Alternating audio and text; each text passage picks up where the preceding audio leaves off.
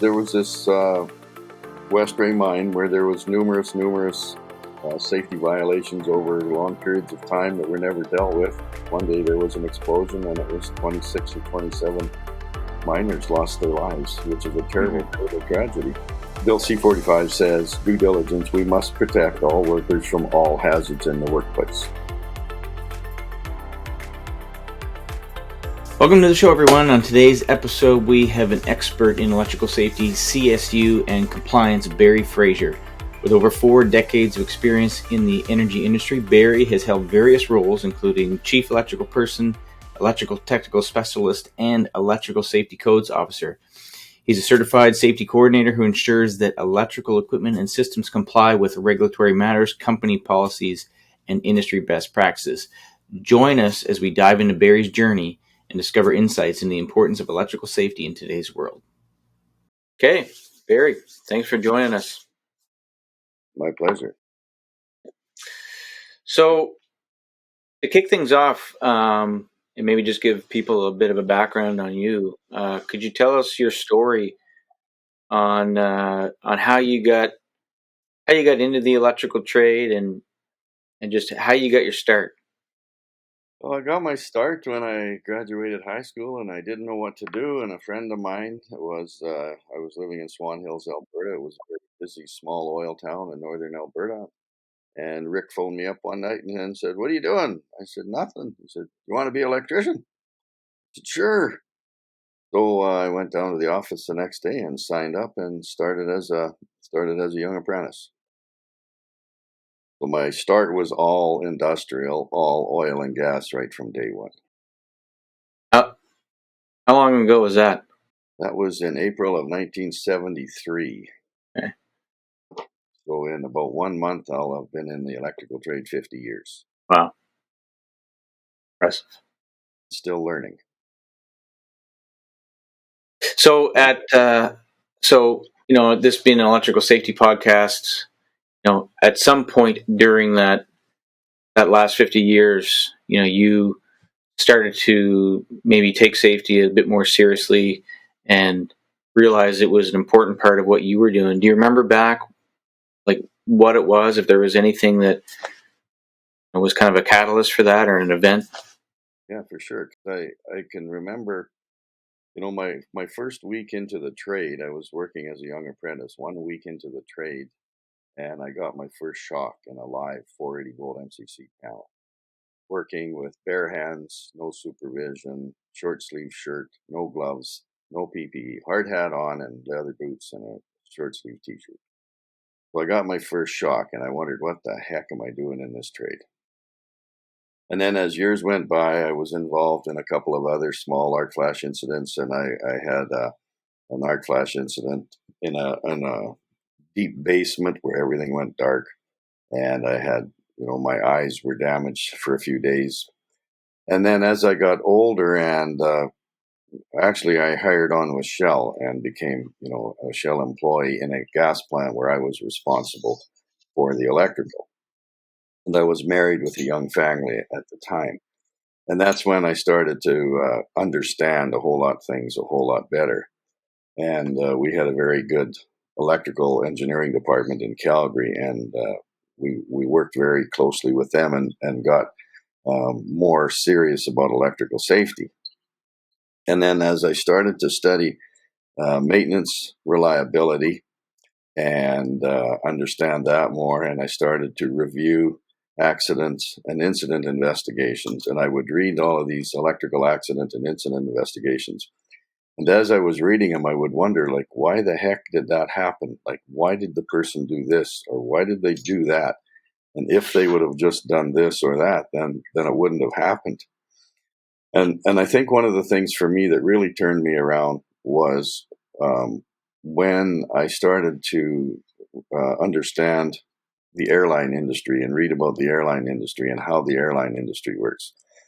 And because we talk about qualified and competent, and my take on that is, there's some legal definitions of competent, which is qualified, suitably trained with sufficient experience to perform your job safely with minimal supervision. That's one of the legal definitions in Canada of one of the OH&S regulators. And I know today qualified gets kind of different definitions. I prefer licensed and certified. But when I started to understand what airline pilots do and put the analogy into what we do, so I called the pilots. You know, if you jump on a 747 in Vancouver and want to fly to Hawaii, they got two gentlemen that open that cockpit door, and they close that door and they jump in their seats, pilot and co-pilot. So I call them journeyman airplane drivers. So they've got their license and qualifications to fly that thing. They've obviously got training and they've obviously got experience. And I put that analogy to what we do in electrical and say, I've got my journeyman electrical ticket and I've got training and I've got experience. So what they do when they get in that airplane is they open up a book of procedures, procedures and checklists and more procedures and more checklists. Even though they've got all that training and experience and certification, they follow procedures. The reason is that there's too many things to try and remember, and they can't afford to miss anything and make mistakes. So I put that analogy into what we do and say, when we're working with electricity, we really can't afford to make any mistakes either. And when we are working on things, there's too many things to remember, particularly we get into the more complex and critical jobs. And things also have to be done in chronological order, step by step. Therefore, it's important for us, to follow procedures as well, because we don't want to make mistakes either. So, and have checklists. So that's what really turned my thought process around. Other than the fact I've always been careful, and I've always, thought myself as a pretty good electrician, and I've always had a safety conscious mind. And like I said, I had a young family at home. So, but once I studied that aspect of it, and it really turned my thinking around, and human error came into it a lot. And that's having procedures. It eliminates a lot of human error. You don't have to think on the spot. You don't have to remember things. You don't have to do them out of order. So I became a real procedures guy after that. And when I was with Shell, we had a great electrical engineering department, and we actually, within the oil and gas industry in Canada, had, I think, the first real solid electrical safety program in the business. And we were working with 70E in, I think, in the mid 90s, and then our first electrical safety program with Shell Canada came out, I believe, in 97 or 98, and it was a real kind of a default one in the industry, and it was really great. So Barry, you got a shock only 2 weeks into your work experience as an electrician. How did that change your perspective on electrical work? It made me really think of, do I want to do this? For one thing, it's pardon me, a young guy out of high school, but it instantly made me think about doing things more careful and taking my time and making sure I'm doing right, and then talking to the electricians and saying, what did I do wrong, or what do I need to do? I got a shock, and there was a whole different attitude in those days that was a crazy attitude, actually, because a shock was kind of considered a rite of passage, and somebody'd say you got a shock, and they'll go ha ha ha and laugh at it. We don't laugh at shocks anymore. So not everybody was as fortunate in the industry for those shocks to go without any consequences. Yes. And so looking back at that first experience, was there something that you wish you knew before getting into the trade? No, I think getting into the trade was okay. Like I said, my good friend, that was what he chose. He was a year ahead of me in high school, so he'd already been in it for a while. And, he liked all of the aspects of it. It was a very busy time, lots of activity, lots of building, lots of construction, getting into MCCs and switchgear and all that, right away, building, wiring pump jacks and compressor stations and big gas plants. So it was all kind of exciting to get into that aspect of it. I know, so we've spoken before, Barry, like after Shell, I'm not sure the sequence here, but can you kind of walk us through, how you might, I think you ended up on the original Z462 committee, and I've heard some stories before, different audits you were doing. So after you left Shell, or I'm not sure if you had left Shell, but kind of walk us through the rest of that story that brings you through the part of your career where you're very focused on electrical safety. What happened there? I had uh, I had moved on to some consulting and left Shell, as you said, and moved to Calgary and was working for a consulting firm there, working with some of the major oil companies. And I was sitting in my office one day, and a colleague phoned me up because he knew I had a great passion for electrical safety from a lot of our previous conversations. So John phoned me up and he said, Barry, pardon me, he said, would you like to get together and talk? There's a group of us, there's about 3 or 4 of us that want to get together and talk about electrical safety and see if there's something that we can do within the industry. And I said, oh, absolutely, I'd love to. I would love to talk about electrical safety, to get over and meet up with some guys. So through the word of mouth, there was one guy talked to another guy, and all of a sudden there was a huge interest within the oil and gas industry in Calgary. And we called a meeting, and there was the first meeting. We had 200 people show up. There was so much interest, we had to rent a hotel room south of the airport. We rented a conference center, and 200 people showed up, and there was lots of activity, lots of organizing, lots of interest, and there was some really extremely smart people and passionate people about electrical safety. So we set up a committee. It was called the Alberta Electrical Arc Hazard Committee. And there was a chair, and we had some mission statements and goals and purposes, and we set up some working groups. And there was 7 or 8 or 9 working groups, I believe it was. And I was the chair of the procedures group and of the PPE group. So going back all of those years, procedures and PPE have always been a great passion of mine. And so we were merrily working along. We were going along all these working groups, and we would have phone conversations and little get-togethers and work towards some sort of a product or a deliverable that in the end we could all use for everybody's benefit. And as this was going on, there was a committee in Toronto with CSA called Z462, Control of Hazardous Energies. That working committee had just kind of finished up Z460, and they had been working with NFPA 70E in the States, the Workplace for Electrical Safety Standard. So in some conversations, I think there was that working group talked to CSA and said, we have this great 70E document for electrical safety in the United States, but we don't have anything like that for Canada. We should have one. And I think, to paraphrase, that was, yeah, that's a good idea. Let's do that. There was also some linkage between CSA and the Alberta Electrical Arc Hazard Committee. And CSA had heard about this Alberta Electrical Arc Hazard Committee and said to our chair and sub-chair and the technical committee, they said, we hear you guys are working on some really good stuff in Alberta, and would you be interested in collaborating and working on a national standard for electrical safety?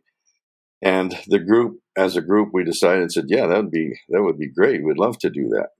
So they said, okay, if anybody wants to sit on the CSA Z462 is what it was called, we were to submit our CV and a letter of interest to the project manager and the chair and the team, and then they would look through them and see and invite some guests.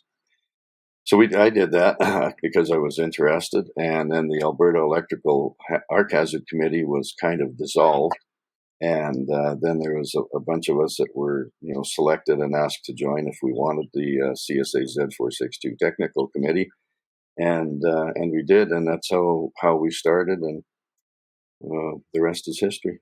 Mm-hmm. I call it the Electrical Worker Safety Bible. Yeah, it's definitely.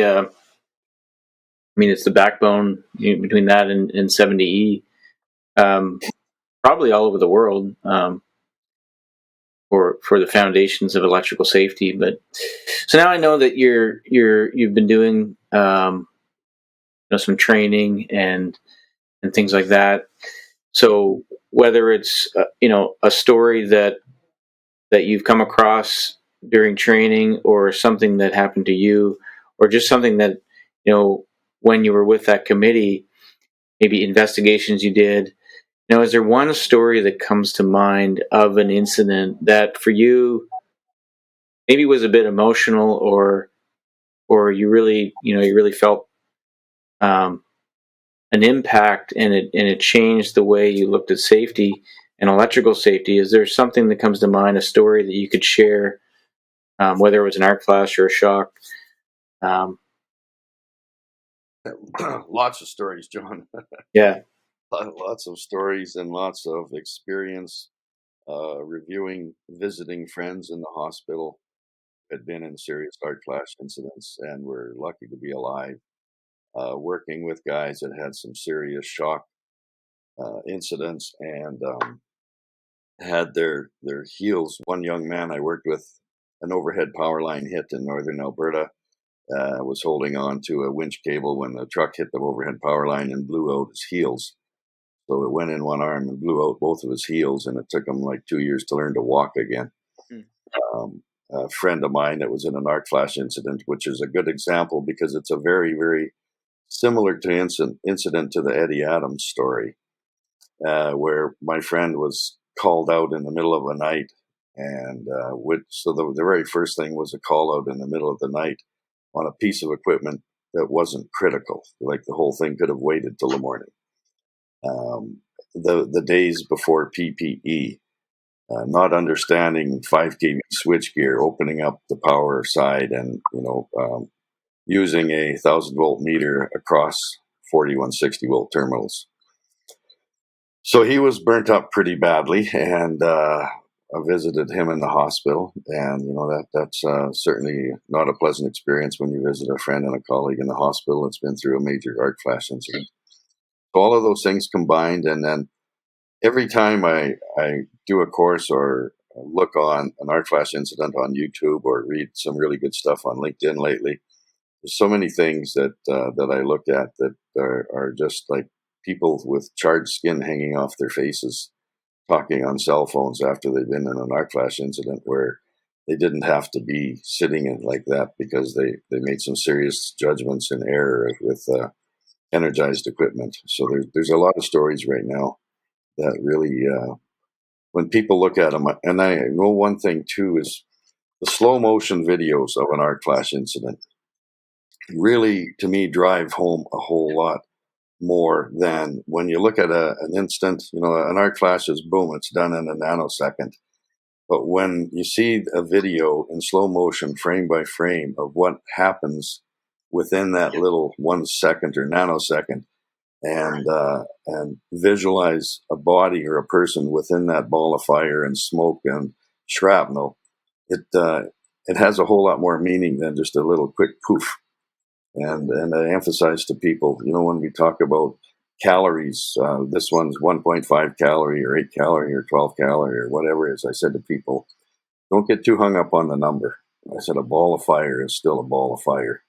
It doesn't matter what the calculation comes out to. If you're standing in a ball of fire, whether it's 1.5 calorie ball of fire or a 10.2 calorie ball of fire, it's still a ball of fire. Yeah, the person is not coming back to work next day. It's Injury is an injury. You mentioned serious judgment error. Would you say that there's a common theme, common denominator among all of these various incidents involving arc flash and shock events? It would Human error. Human error, Procedures, PPE, not understanding. From my experience too, and I think it's changed today in the industry, is everybody used to be in a hurry. Everybody used to, everything had to be running all of the time. Rush, rush, rush, hurry, hurry. We can't shut things down. That attitude has changed, I think, for the better. So people used to be in a hurry, and there's an attitude about doing energized work. And I was on that other side of the fence when I was young and said, oh, heck yeah, I can do that energized, no problem. Mm-hmm. But I got smarter and safer. it was like, yes, I can still do it energized, but there's a whole different process now and a whole different approach when we use job safety plans. And I'm a big firm believer in the Z462 and 70E references when we talk about job safety plans and job briefings and what a job procedure is all about. So, and human error. I think human error is one of the biggest factors. Like Donnie's story, Donnie makes a quote at the beginning of it that I guess we don't get up in the morning to go to work to get hurt. And none of us get up in the morning to go to work to make a mistake of human error of some sort to be involved in a shock or an arc flash incident. Nobody does that. So it's kind of like what leads up to that and why did it happen? And there's many factors about human error. And I know from talking to a couple of colleagues of mine who have done many investigations that two significant contributing factors in 85% of the investigations that one of my colleagues did was 85% of it was human error, and within that human error, or pardon me, contributing factors. One of them was human error, and the other one was not having or not following procedures. So that's how critical procedures are, and what a big factor. And human error, can it has many different aspects and different factors, and it's not all negative. Somebody can be having a brand new baby at home that's crying and screaming all night, and you don't get any sleep, or you're worried about a baby, or you can have sick elderly adult parents, and you're worried about your parents, or financial problems, or marital problems. But it also can be on the exciting side. Somebody's going to Mexico for 3 months, and they're all excited, and their mind is elsewhere, thinking about positive things, trips, taking the kids to Disneyland. So the mind can distract us. So that's why when we have good, solid written procedures, we don't skip steps, because it's all been thoroughly thought of and approved. And sometimes, depending on the complexity of the job, I did a lot of that with some good colleagues of mine, and I would start the process and then hand it over to some good colleagues and say, can you please review my procedures to see if I've missed anything, or if we can do something safer or better. When you're dealing with 5 kV and 25 kV switchgear, there's no room for error. So in your personal experience, going back to receiving that shock, would you say it was human error or lack of knowledge or something else? Yeah, both. One of the first shocks pardon me. One of the worst shocks I ever got was what I certainly preach now is test the tester. The worst shock I got was I was troubleshooting a 120 volt control circuit on a heat medium boiler in northern Alberta, and it was pretty critical to get it going again. And it was a 120 volt ASCO solenoid, and I was underneath and doing some troubleshooting, and took my meter out and pulled the leads out and checked for voltage, and it said 0 voltage. And so then I went to untwist the wires, and boom, it was live. What I had failed to do was test the tester.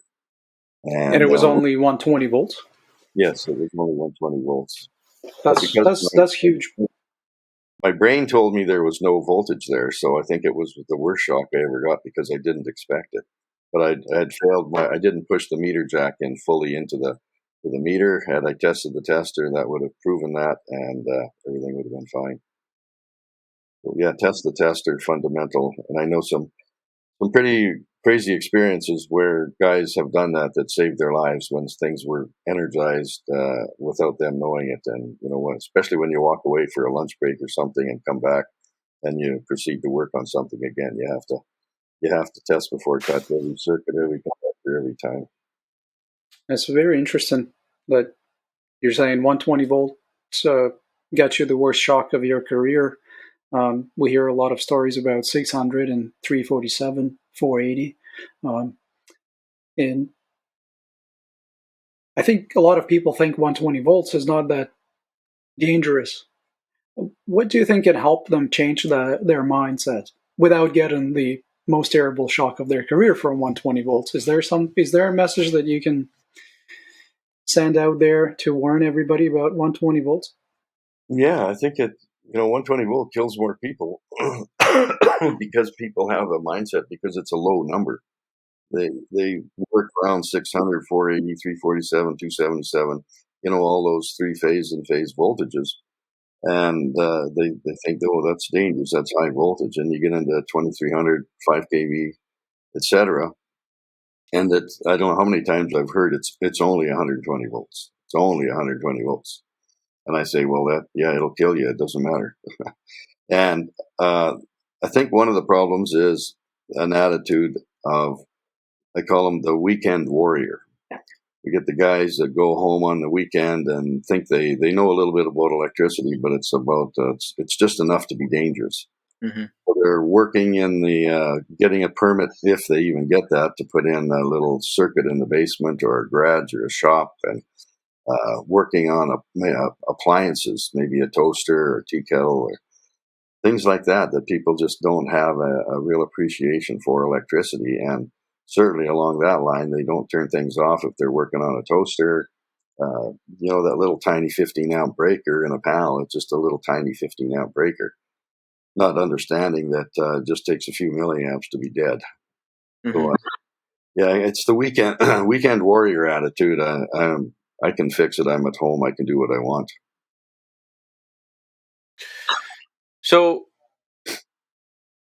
kind of looking back over the last, you mentioned you're coming up here on 50 years, and if you had some a piece of advice or wisdom to give for somebody who's just starting out in the electrical trade, as far as their safety goes, what would you want to tell them? I preach pretty hard on CSA Z462. Anywhere, any place I see electricians working, if it's in a mall or walking the dog and it's in a new subdivision, and I run across people working in electrical, I always have a conversation.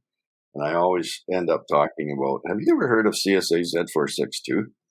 And a lot of times I get the deer in the headlight look, and it's like, what's that? That's a common Mm-hmm. answer to that. Or is it that's that arc flash thing? I said, no, it's not an arc flash thing. It's an electrical safety document. Mm-hmm. I always tell people that, and it doesn't matter if they're a first year apprentice or a seasoned journeyman. I said, you need to get a copy of this and read it. I said, it might save your life. I just came back from Mexico, and at the complex I was staying in, a young man walked up one day on our patio who was working there, and he gave my partner his business card, and then she gave it to me when I was out of the when I came back from my walk. And his name was Oscar, very nice young man, and he's a young electrical engineer. But he just graduated from university in Mexico, and he's got a job mixing concrete and a very intense construction labor job. So we struck up a very nice friendship, and I gave him my card, and we exchanged emails, and I sent him my CV, and we had some great conversations about electrical safety. So I was talking CSA Z462 and 70E and the NEC and the Canadian Electrical Code, and he was so interested. So yeah, I preach it all the time and say, there's nothing more important than going home safe.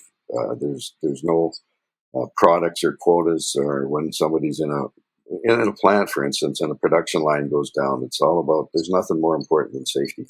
And the other aspect is, I always talk about, you have to personalize electrical safety. We all know in the workplace we have to be careful, or we don't want to break a rule or follow a policy and the permit and all that. And I said, that's great. We all understand that. But let's look at it from a personal perspective and personalize electrical safety.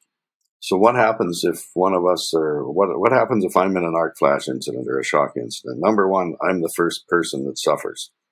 I get burnt or I get hurt, and I suffer physical pain. But it's not just me that suffers. I have a wife and children. If I get hurt, they are hurt in some way, shape, or form because dad or somebody is hurt. My parents, doesn't matter how old we are, we still have parents that care for us. And that affects them when a child is hurt.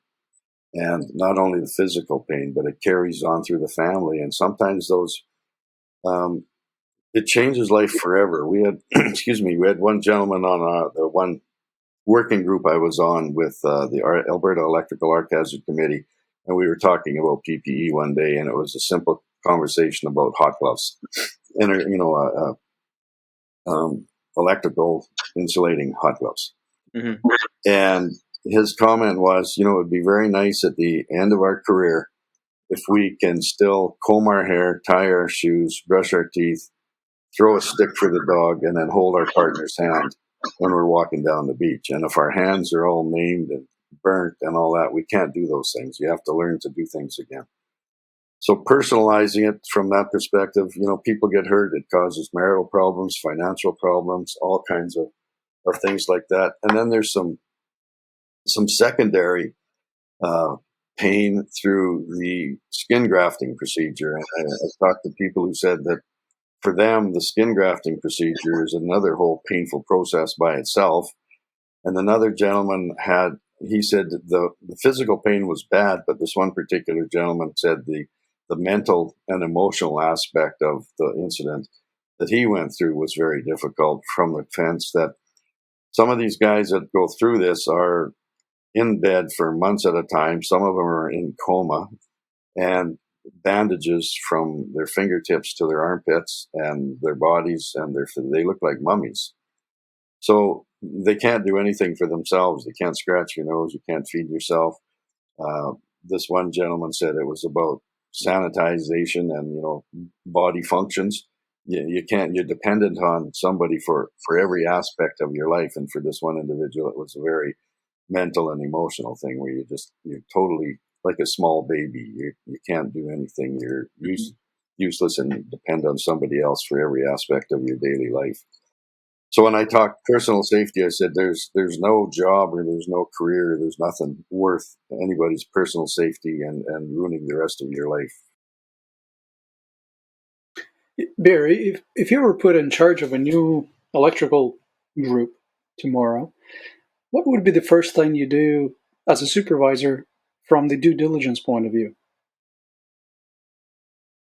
I would have an electrical safety program built prior to that. And when one of the things I used to do with one of the companies was our policy was that anytime an electrical contractor came to work on our site, before they did any actual work, I had an electrical safety orientation where I would sit down with them and we would go through it and go through all of the different aspects of it. And then I built a quiz, because not only did I want to prove attendance, I wanted to prove somebody was listening to what I said. And I designed the quiz that there was 20 questions, and the quiz was, the first question might have been early in the book, but the second question was at the end of the book, so that there was no going from page to page and finding answer. You had to go from the front to the back, to the middle, to the front, to the back, and then get it right. And I had one trick question that if anybody got it wrong, and I told them, I said, there's one trick question here, and if you get it wrong, you can pack up your books and go and come back another day. So I said, pay attention. And but we have to orientate people. And I said, it's also, if you don't know something, that's great, that's cool. Just ask a question. We're here to help. We don't know everything, and don't feel ashamed or embarrassed because you don't understand or you don't know something. Ask the question. We'll make sure that you do understand, and we will always have this electrical safety program available to you. It's in hard copy. It's online. We can print it off, etc. But people had to understand electrical safety and procedures, Z462, due diligence, and I'm a big proponent of due diligence in Bill C-45, and I talk to that a lot about where due diligence came from, from a terrible tragedy, the West Ray mine incident, and how that affected hundreds of lives when there was 26 or 27 lives lost. But, you look at the family chain on that and how many hundreds of lives were affected.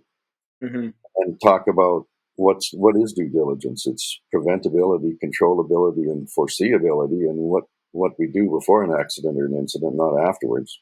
And that's where competency comes. For people that aren't familiar with that story, Barry, you want to just share a little bit more detail on what happened at West Ray and then how that led to Bill C-45? Yeah, I'll just kind of the quick version. There was this West Ray mine where there was numerous safety violations over long periods of time that were never dealt with. And I believe there was one day there was an explosion, and it was 26 or 27 miners lost their lives, which is a Hmm. terrible, terrible tragedy. And through all of the investigations and all of the things that went back, that there was all of these things that were ignored and ignored and ignored. So it now is if when an owner of a company and a supervisor or manager executive is responsible for people, then they are responsible for their safety and can be criminally charged if they ignore that responsibility. So I think, it's Bill C-45 says due diligence, we must protect all workers from all hazards in the workplace. So it's pretty simple and pretty clear. And if we don't do that, then we are not in compliance to due diligence. And therefore, there has been people charged criminally with those activities. So it's a pretty serious thing. Yeah, for certain. So, okay, right now, if somebody out there was looking to, we mentioned some of the standards out there, but are you aware of any other resources that someone could get their hands on to help, learn more about electrical safety, or just to improve their general knowledge in electrical safety?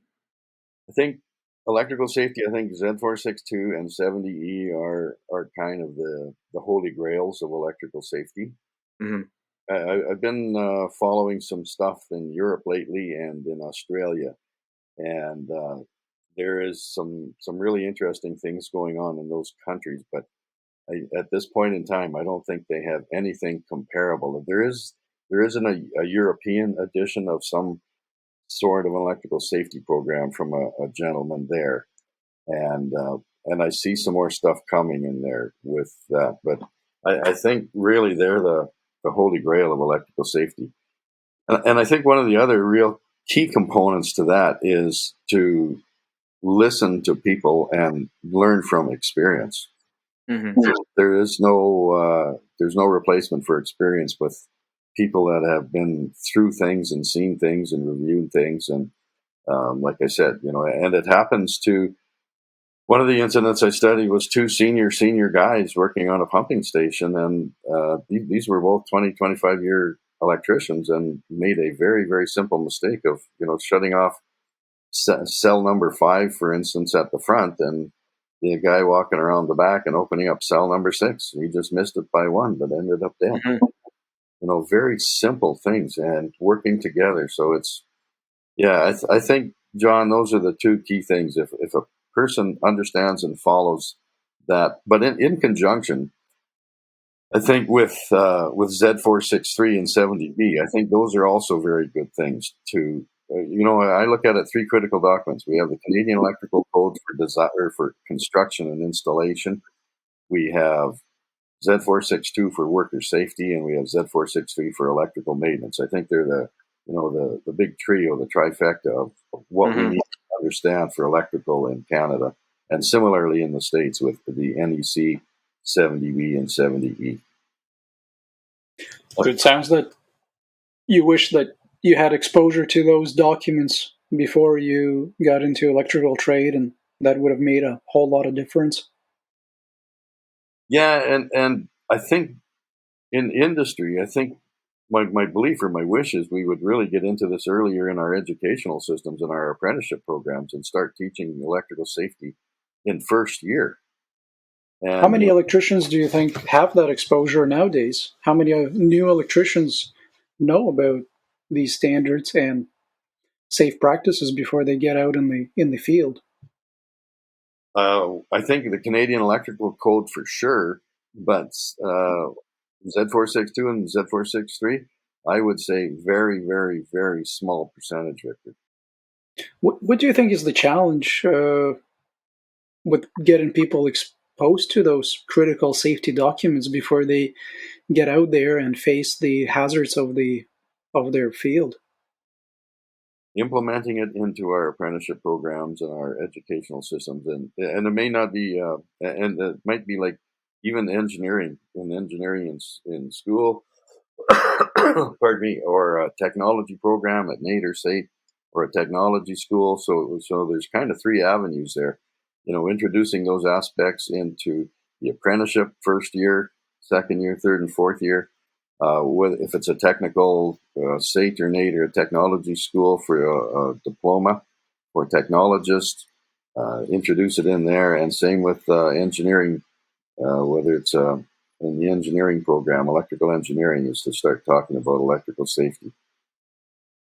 Talking about engineering and technology, there has been quite a progression in terms of equipment and tools that we have access to nowadays, in addition to the safety documents. How do you think they relate, the safety documents, to the now available tools and equipment? And is there something that stands out to you in terms of a tool or equipment that, in addition to safety rules and practices and knowledge base, is there something that people should be paying attention to and using more to improve their safety environment? Yeah, I think from a technical aspect, we have infrared thermography now, it's been around for years, but it's getting much more compact and easier to use. We have ultrasonics for sounds for listening. Um, as far as protection, we can put maintenance bypass switches on equipment, optical relays. There's new racking apparatuses that can actually rack breakers in and out for us, or open and close switches now. One of the things that I've used and I believe in is our own personal senses.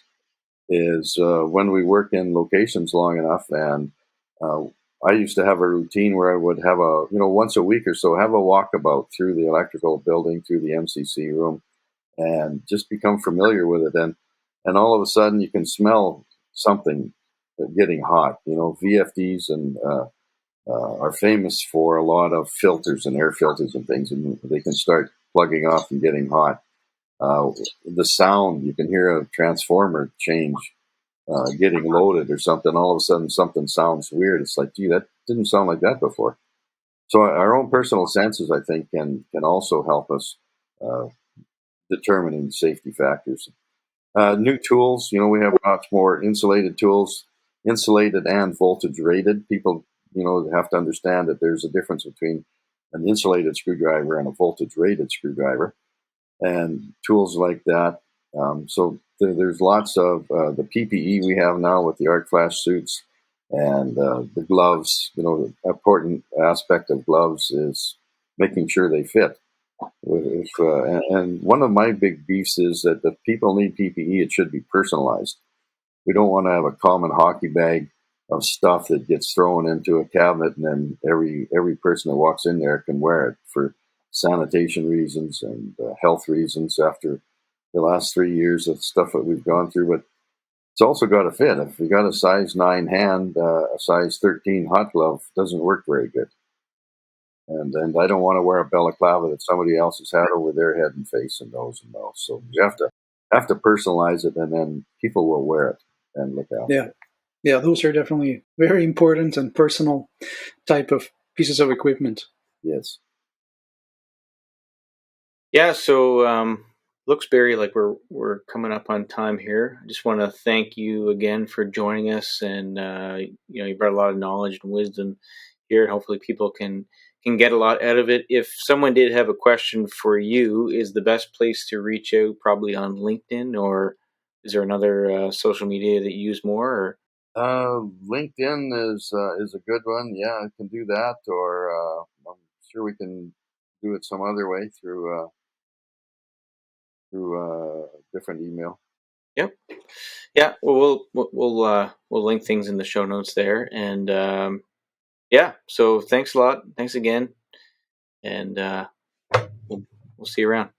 I always yes, and it's been a pleasure, John. Thanks for inviting me. And I just want to say, I still, after 50 years, still have a great passion for electrical safety and for helping people. So I say this all the time. If anybody's got a question, just reach out. I'm only too willing to help keep somebody safe and give them some advice. Thanks. Thank you, Barry.